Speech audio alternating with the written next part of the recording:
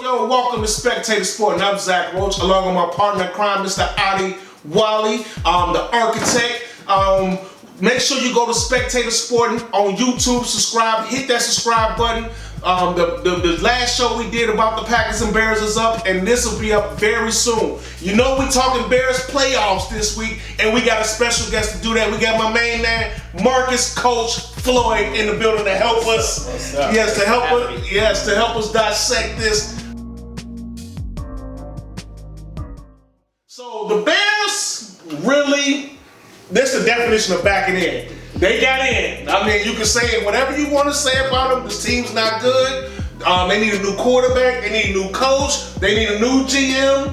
They need new receivers. They need new players. But the fact of the matter is, they have made the playoffs. Hey, don't get mad at the Bears because the NFL expanded the field to 7 teams. It's not the Bears' fault. The Bears took advantage. They could have quit after that 6-game losing streak. They could have quit. They didn't. They ended up winning 3 games in a row. We got some help from Arizona and the Rams for losing games, and the Bears took advantage. So now we are here in the playoffs, going to New Orleans to face Hall of Famer, future Hall of Famer Drew Brees and company at the Dome. So, Coach, what's your give me your thoughts on this game right now? All right. My Chicago Bears have made it to the playoffs. As you alluded to, in April, the NFL decided to expand the NFC and AFC playoffs to have an extra wild card. In that extra wild card, we now have a 7th seed. And the Chicago Bears have become the first team in the NFC to take advantage of this 7th seed. Yep. So the treat is, back in the day, you would get a 2 seed and you will have a bye. Mm-hmm. Now, our Chicago Bears have to go to New Orleans and play, as you said, Drew Brees, Hall of Fame, Sean Payton, Hall of Fame, and the wonderful New Orleans Saints. We played them early this year, November 1st, if I'm not mistaken. We lost to them 26-23 in overtime, where the Bears had plenty opportunities to win the game. There was a couple blunders during the game. We had Javon Williams thinking he was a boxer and not an NFL wide receiver. In the overtime, we had some drop picks that could have solidified, that could have put the Bears in great position. And at the time, Nick Foles was the quarterback. Now, we have the explosive Mitch Trubisky and our Chicago Bears going into the Superdome. What do we have here? The Saints defense is really good. New Orleans Saints, when you think about New Orleans Saints, as you said, you think about Sean Payton and his play calling. You think about Drew Brees going to the Hall of Fame, throwing for a zillion yards and everything. Yep. But if you watch this New Orleans Saints team, they're defensive minded. Yeah. They're defensive minded, and that's how these Bears, they got to find some type of way to attack these the pressure that they get, and also their defensive backfield is one of the best defensive backfields in the National Football League. Yep. So we're going to need Mitch Trubisky, not just to be the Mitch Trubisky versus the Detroit Lions, not the Mitch Trubisky to be versus the Houston Texans. We need this Mitch Trubisky to be the number 2 draft pick overall. Ooh. That's asking for a lot. This will be a tall task, and it depends on how you look at the Chicago Bears. Are we just happy to be in, or now that we're here, are we trying to win some games? These Chicago Bears have only won 1 game versus a winning team this year. Ouch. Whereas to get in the playoffs, they beat some of the teams that was in front of them. They are 7-2 versus losing teams. Yep. It's not our fault we played 9 losing teams. Right. That's real. That's real. These Chicago Bears, they're here. They're excited. This is a definition game for a lot of people. As I said last week, definition game for Ryan Pace. We would like to see some of our playmakers. I think the 6 of the top 7 paid players are on the defensive side of the ball. Wow. So if we're going to win this game, it's going to be on the defensive side of the ball. We don't need to try to outscore the New Orleans Saints, our defense have to be better than the New Orleans Saints defense. And so that's asking for a lot. So we need Eddie Jackson to find some way to get his hands on the ball, a live ball, and score a touchdown. We need Robert Quinn to get some sacks. We need Khalil Mack to get some sacks. So forget the offensive side of the ball. We need the defense to make a play, not just make a play, but to score some touchdowns if the Chicago Bears want to win this game. Absolutely, absolutely. It's funny, like, you know, at the middle of the season, we was like, offense can't do nothing. I find myself more worried about the defense than the offense going into the playoffs. I mean, that's crazy. I would have never said that, you know, 5 weeks ago. Yeah, 5 weeks ago, I would have never said that, but I'm more concerned about their defense right now. Adi, what's your thoughts on this game against the New Orleans Saints in the Superdome? Yeah, the Superdome, man. You know what? You know, the Bears and the Saints, they played in Week 8 early in the season, and the Bears' defense was shutting down New Orleans. They was up 13-3 with a minute to go in the first half, and the New Orleans Saints, they faced a 3rd and 13 from their own 40-yard line, and a swing pass to Alvin Kamara. He got 12 yards, and then Sean Payton decided to go for it on 4th and 1. Toss play to Alvin Kamara, first down. He had 163 yards from scrimmage in that game. Alvin Kamara was a beast in that game. That led to a 16-yard touchdown reception by the tight end Jared Cook, and with 3 seconds to go in the first half, and so it's 13-10, and that was a huge momentum shift in that game. The Saints held the momentum for a while after that drive, and so towards the end of the third quarter, the Bears was losing 16-13, and the Saints was facing another 4th and 1 in the Bears territory, and they went for it again. Huge tackle for loss. It was a swing pass. It was a toss play to Alvin Kamara. They tossed it to him, and the Pro Bowl snub of the year, Roquan Smith, made this huge tackle for loss. And the problem is he did hurt his elbow against the Green Bay Packers last week, so we don't know if he's going to be available or not. Hopefully he can play. And so now later in the game, the Bears was losing 23-20 with 2.5 minutes to go in the game, and the Saints was facing a 3rd and 4, and another swing pass to Alvin Kamara, but a huge tackle for loss by Danny Trevathan. He came up big to force a punt, and then Nick Foles led the Bears down the field for a 51-yard field goal by Cairo Santos. We got to give that man some credit. Cairo Santos has been on fire. The guy broke Robbie Gould's record last week. Robbie Gould had 24 consecutive makes in the season for the Bears. Carlos Santos has improved it to 27. And so in overtime, the Bears defense did get a stop. They did force the Saints to punt. But of course, the Bears offense couldn't do a damn thing. So eventually, the inevitable 7-play, 52-yard drive by Drew Brees, which included a pass interference on Buster Screen. He has a concussion right now. We'll see if he plays against the New Orleans Saints.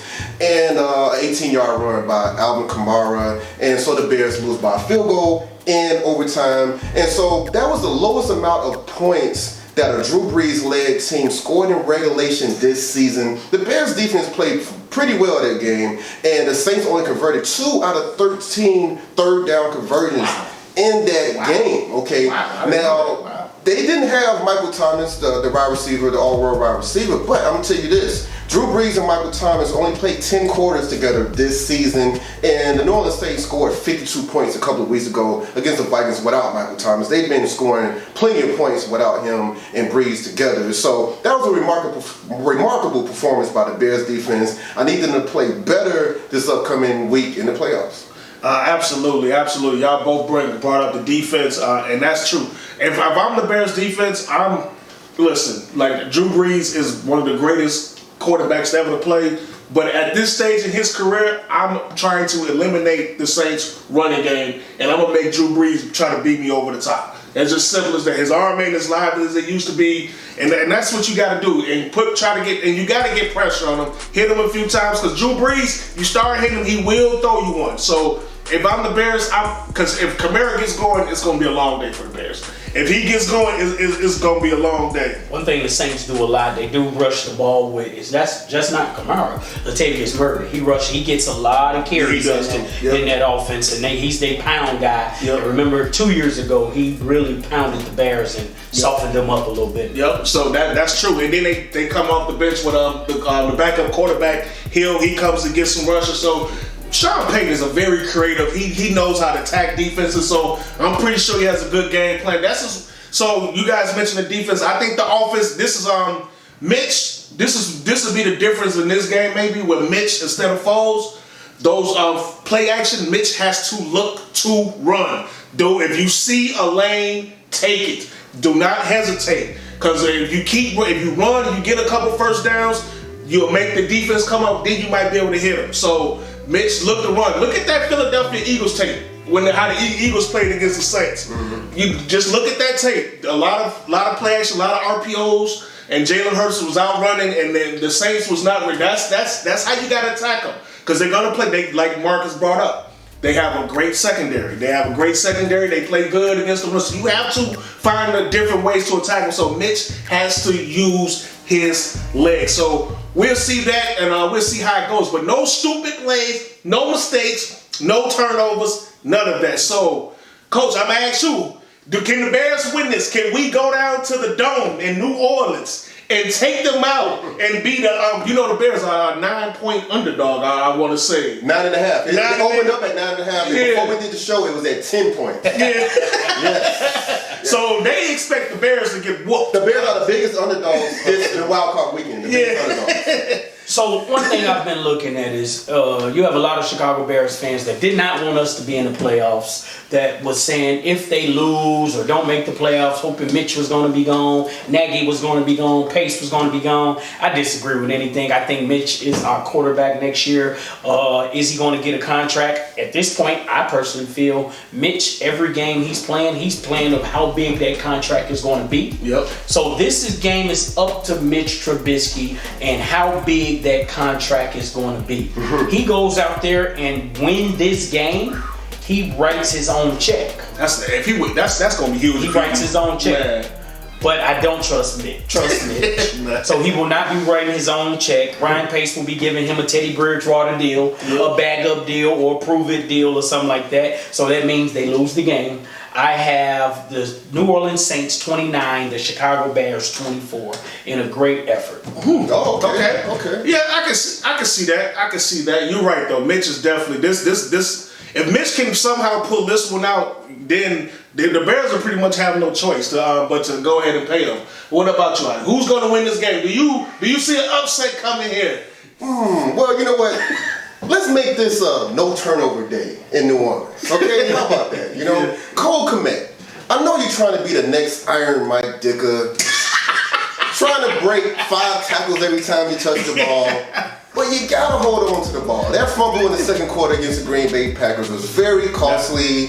You gave them very good field position, and then it was 21-10 after that play. That was a big momentum shift. Hold on to the ball, man, before you can be Iron Mike, okay? And Mr. Trubisky, if your wide receiver is double covered, please don't throw him the ball. Do something else. Throw the ball out of bounds, scramble, just don't throw him the ball. It's going to be intercepted, all right? And so since Mr. Trubisky returned in the starting lineup in week 12, he only had one no turnover day. That was against the Houston Texans, okay? Let's do it again in New Orleans, please. And the Bears was down 21-16. Let's talk about that play when it was 4th and 1 at the Green Bay Packers 25-yard line. It was 4th and 1 and everything. And so the Bears tried out in shotgun formation. And I was with my brother, and I told him, man, this is a bad decision, man. They ain't shotgun, Yeah, I didn't like that play at all. I didn't like it. You know what? It didn't work out. Mr. Trubisky, he threw the incompletion to Allen Robinson. He was covered. And so I hope Bill Lazor and all the guys calling the plays, I hope they learned the KISS theory. I learned this when I was a sophomore in high school. Keep it simple, stupid. Just hand the ball off to David Montgomery, do a quarterback sneak with Mr. Trubisky, or do a play action pass. That's it. That's it. We're a smash mouth football team. This is Chicago, black and blue division. We can't get all cute and fancy and tricky. Just, hey, look, if they stop you when you run the ball, hey, so God bless them. God bless them, man. So now the New Orleans Saints, they got some heavy hitters on defense. All right, they got the defensive end, Cameron Jordan. In the last 4 years, he has 48 sacks. You got the cornerback, Lattimore. This guy was a 2017 Rookie of the Year, Defensive Rookie of the Year. He's a 2020 Pro Bowler.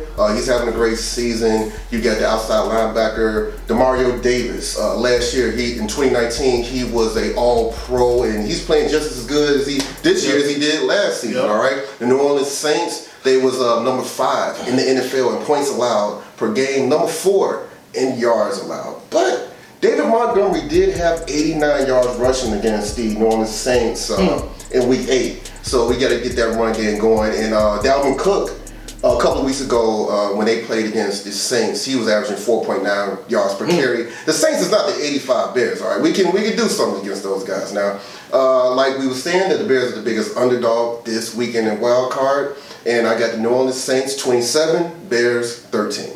Ooh, yeah. Listen, I look at it like this. It would not shock me if the Bears actually won this game. It would not shock me. The Bears actually played the best team in NFC this past weekend against the Green Bay Packers. So you would hope they can take what they learned playing in the Packers and try to apply it to this game. That means finishing in the red zone. Now, the Saints have the 29th worst defense as far as in the red zone. So the Bears can find a way to get in that red zone. You got to make it count, get 7 points, because the Saints, 7-0. the Saints will give up touchdowns once in the red zone. Now they're good; they don't let you get to the red zone a lot. That's the key. But when they do get in the red zone, they do give up touchdowns. So that can happen. We got Mitch playing in this game instead of Nick Foles this time around. Once again, I said it before: use them legs, roll out, use those legs. Don't be afraid to run. This is the playoffs. All the marbles is on the line. Do what you have to do. Montgomery is running better. The offensive line is playing much better right now. They actually had a really good game plan against the Green Bay Packers. They just didn't capitalize when they were supposed to capitalize.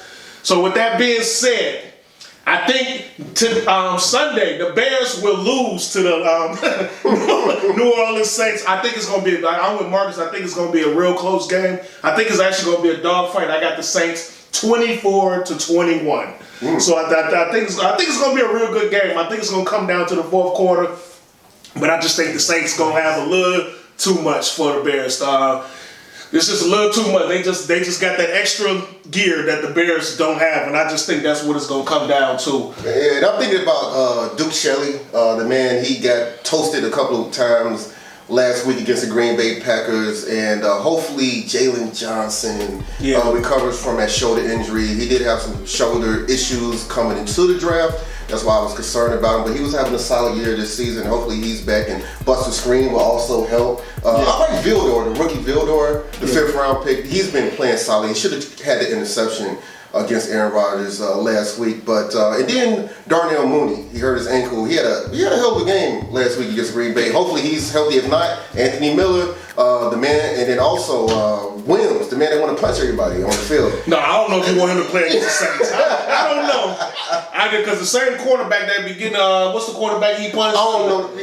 Johnson, CGJ. You know, Michael Thomas got kicked out of practice for punching the same guy. Oh, okay. So he's an antagonizer. He's gonna try to get in people's head. He's the guy that did Tariq Cohen like this the year before. So you got to be able to. And he's already put on Twitter, he's coming to my city. Yeah, see. So man, He's antagonizing. He bags it up. Now you mentioned the good corners, but Allen Robinson better be more part of this game plan on Sunday. There's no question about it. That's the guy got 1,200 yards, 100 receptions. He needs no BS. Get him. Look, if it's one-on-one, I know Lattimore's great. But Allen Robinson, you want to be number one. You want to get paid like a number one. He needs to be involved in this game. No question about it. So we all have the Saints winning, I guess. Nobody was bold enough to take the Bears, huh?